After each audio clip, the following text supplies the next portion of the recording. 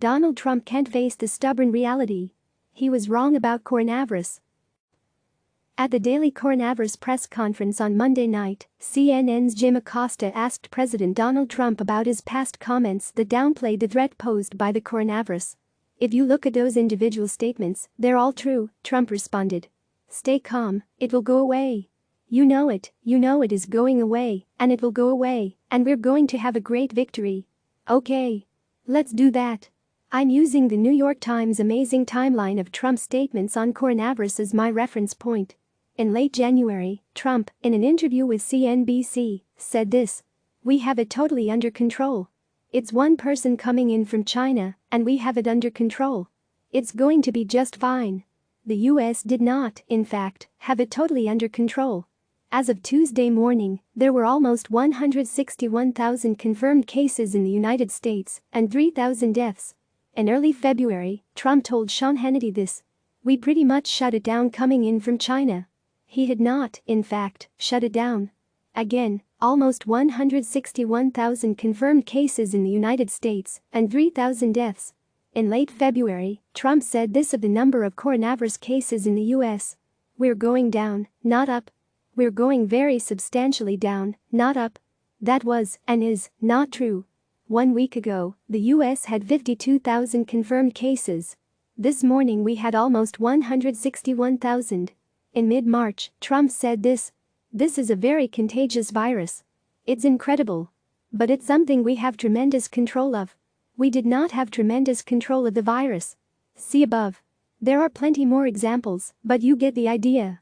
It is beyond ridiculous for Trump to claim with a straight face that every individual statement he made about the virus was, or is, true.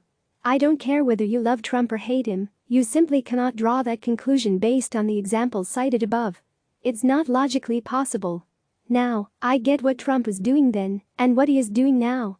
In January, February and even earlier this month, he was downplaying the virus because A, he wanted it to be not that bad, and B, he didn't want people to freak out for fear that it would send the economy, on which he has based his entire campaign for a second term, to spiral downward.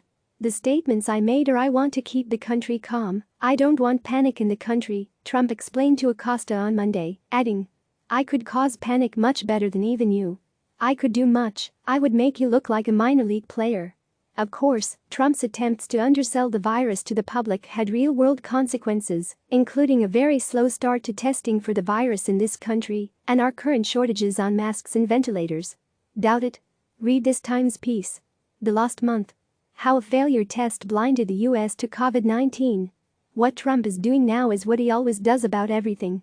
Attempting to rewrite history so that it looks like he was always the smartest guy in the room, the one person who saw this all coming from a mile away. "I've always known this is a pandemic," he said on March 17. "I felt it was a pandemic long before it was called a pandemic." That statement is, of course, demonstrably untrue. But Trump doesn't care. Because his political career has proven to him that if he simply repeats the history he wants to be true, plenty of people will follow his lead. He'll blame Democrats or the media, or both, for twisting his words or making things up. Remember that this is a man who said this out loud. Stick with us.